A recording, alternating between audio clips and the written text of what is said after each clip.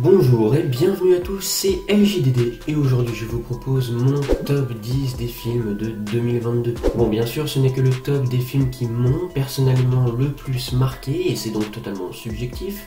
Donc ce que je vous invite à faire, c'est à me mettre vos propres top 10 ou même seulement les quelques films qui vous ont le plus marqué en commentaire. Et puis ne vous en faites pas, je ne donnerai aucun spoiler sur aucun film de cette liste, simplement mon ressenti. Bref, sur ce, c'est parti.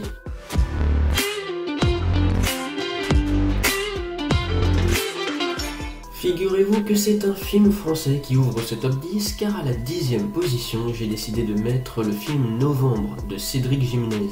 Ce film est une plongée dans le milieu de la lutte antiterroriste suite aux attentats du 13 novembre 2015. Le film m'a personnellement vraiment surpris et même pris aux tripes à certains moments, et Jean Dujardin excelle dans son rôle ici beaucoup plus mature. Bref, ce film nous prouve qu'en France aussi, on sait toujours faire de bons films. En 9e position, j'ai mis Doctor Strange in the Multiverse of Madness de Sam Raimi.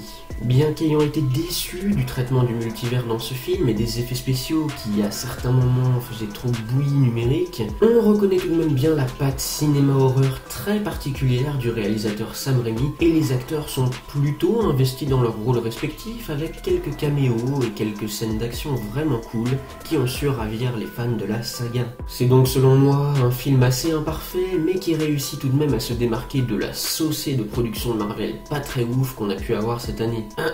N'est-ce pas She-Hulk? N'est-ce pas Thor 4? Ouais, je vous ai à l'œil, ouais. En 8e position, je vous propose Everything, Everywhere, All at Once. Un film signé Dan Kwan et Daniel Scheinert.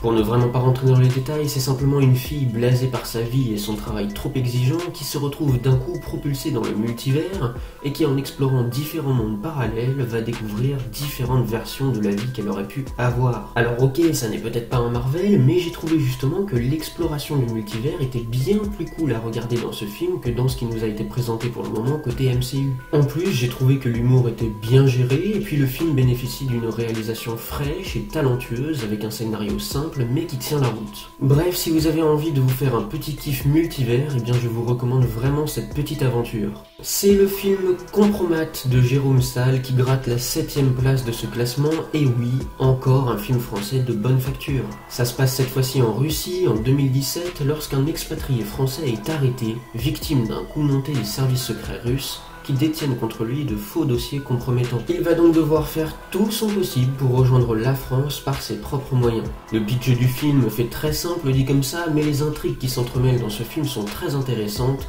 le suspense est bien géré du début à la fin, et c'est juste impressionnant de voir toutes les magouilles qu'un État peut mettre en place contre un seul pauvre homme juste pour dissimuler la vérité. Le pire, lorsque vous avez vu ce film, c'est de se dire que ça a été inspiré d'une vraie affaire. Alors oui, c'est romancé, mais il y a quand même une vraie affaire qui a eu sensiblement la même histoire. Honnêtement, j'ai pris presque plus de plaisir devant Compromat que devant bien d'autres gros blockbusters cette année.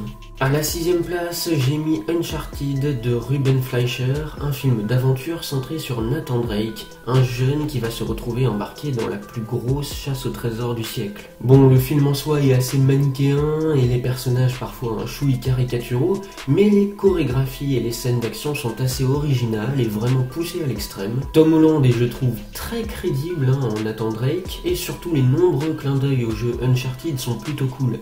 C'est un film fun et sans prise de tête, à regarder aussi bien en famille qu'entre amis. En 5e position, j'ai sélectionné pour vous le film À l'Ouest, rien de nouveau de Édouard Berger, un film de la même trempe que 1917 qui dépeint à merveille l'horreur de la Grande Guerre. Ce qu'il y a de différent et de plaisant avec ce film, c'est que pour une fois, ce n'est pas les gentils Français en difficulté face aux méchants Allemands qui se font sauver par les gentils Américains. Ici, on suit un jeune Allemand de 19 ans qui se fait un peu endoctriner pour finalement rejoindre de lui-même l'armée allemande. Mais lorsque lui et ses camarades se retrouvent confrontés aux atrocités des tranchées et du champ de bataille, ils remettent vite en cause leur patriotisme. Et pour les spectateurs, ça glace presque le sang de voir à quel point tout est décrit de façon crue et très réaliste, à quelques exceptions près. Et ça rappelle surtout que la guerre est un gâchis, que tous les jeunes qui sont là n'ont finalement pas envie d'y être. On les force à s'entretuer, mais au final, ce sont tous des gamins terrorisés. Le film est sorti sur Netflix pour ceux que ça intéresse. On se rapproche avec le top 4. Alors pour le top 4, j'ai hésité avec beaucoup de films, mais j'ai décidé de placer Glass Onion, une histoire à couteau tiré de Rian Johnson.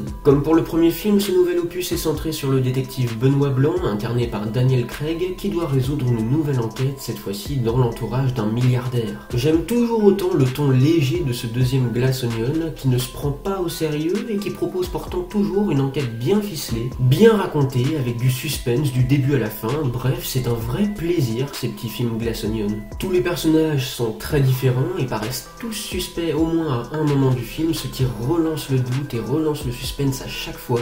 Bref, c'est vraiment bien foutu. Daniel Craig est à la fois léger et puis charismatique en même temps. En somme, c'est un film d'enquête rafraîchissant que j'aurai plaisir à revoir. Bon, on entre maintenant dans le sérieux de cette vidéo avec le top 3 qui revient selon moi à Top Gun Maverick de Michael Bay. Dans ce film, eh bien tout simplement Tom Cruise reprend son rôle du pilote de chasse Maverick qui a pour mission de former une nouvelle équipe en un temps record pour une mission à haut risque. Encore une fois un scénario bien simple mais des personnages qui sont beaucoup moins manichéens que dans le premier film, et puis je trouve qu'on sent que les acteurs se sont investis. On voit qu'ils ont vraiment passé du temps dans des cockpits d'avion car les scènes sont globalement très réalistes. L'action est vraiment créative, que ce soit lors des entraînements ou lors de la mission finale, où chacun fait ses preuves, mais on a quand même quelques doutes jusqu'à la fin sur la capacité de cette nouvelle équipe à réussir. Bref, c'est un vrai bon blockbuster et les romances fonctionnent bien, les musiques sont plus que satisfaisantes. Pour moi, ce film mérite amplement sa 3e place et d'autres productions hollywoodiennes feraient bien d'en prendre un peu de la graine. En top 2, nous retrouvons The Batman réalisé par Matt Reeves.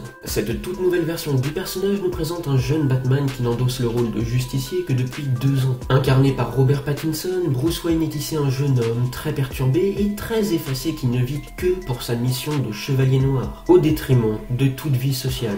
Vraiment, c'est un film assez sombre, assez violent avec des allures de polar policier. Ici, Batman revient réellement à ses origines dans les comics et fait plus office d'enquêteur qui traque et fait justice lui-même que de véritable super-héros. Les personnages secondaires sont également excellents et je pense notamment au Pingouin de Colin Farrell, à Catwoman de Zoe Kravitz ou encore au Riddler de Paul Dano évidemment, qui livre des prestations je trouve mémorables. Mais la Palme d'Or revient justement à Batman dont le développement est total. Au début du film, il n'est qu'une ombre dans la nuit, l'incarnation de la vengeance qui inspire la terreur à tous ceux qui ont quelque chose à se reprocher, alors qu'à la fin, sa mentalité a évolué et il marche en pleine lumière pour aider les habitants de Gotham et inspirer l'espoir. La photographie est extrêmement léchée, c'est impressionnant, tout comme la mise en scène qui offre de beaux moments de cinéma. Même si vous n'êtes pas fan du personnage de Batman, je ne peux que vous recommander d'aller voir ce film. Bon, pour finir, le top 1 de mes films préférés de 2022 est et restera Avatar, la voix de l'eau. La critique est dispo sur ma chaîne donc je ne vais pas rentrer dans les détails, mais c'est simplement l'histoire de la famille fondée par Jake Sully et Neytiri qui doivent quitter tout ce qu'ils connaissent et qui s'exilent dans la tribu des Na'vi Metkayina aux mœurs différentes des leurs. Mais ils sauront finalement apprendre à se connaître et à compter les uns sur les autres lorsque la guerre les rattrape. Bon, ça c'est vraiment pour les très grandes lignes, encore une fois le scénario est assez simple mais efficace avec des messages et des valeurs universelles, des personnages vraiment hétéroclites et tous bien développés et auxquels chacun peut s'identifier et s'attacher. Des personnages qui sont d'ailleurs je trouve plus nuancés que dans le premier film et non pas juste tout blanc ou tout noir. Les chara-design très variés des personnages et des créatures, les décors uniques et somptueux et les scènes d'action à couper le souffle sont servis par des effets visuels encore jamais atteints dans l'histoire du cinéma. Ça reste avant tout un film sur la famille qui sait être tantôt léger ou tantôt sérieux ou émotionnel quand il le faut, et qui pose les bases d'un nouveau conflit qui va se concrétiser et s'intensifier dans les suites de la saga. C'est du très grand spectacle et vive le cinéma. Voilà pour mon top 10 des films de 2022. Mettez-moi vos coups de cœur personnels en commentaire. Si vous êtes nouveau sur la chaîne, vous pouvez rejoindre la team LJDD en vous abonnant. Le like si ça vous a plu, ça m'aide beaucoup. Et sur ce, moi je vous dis à plus.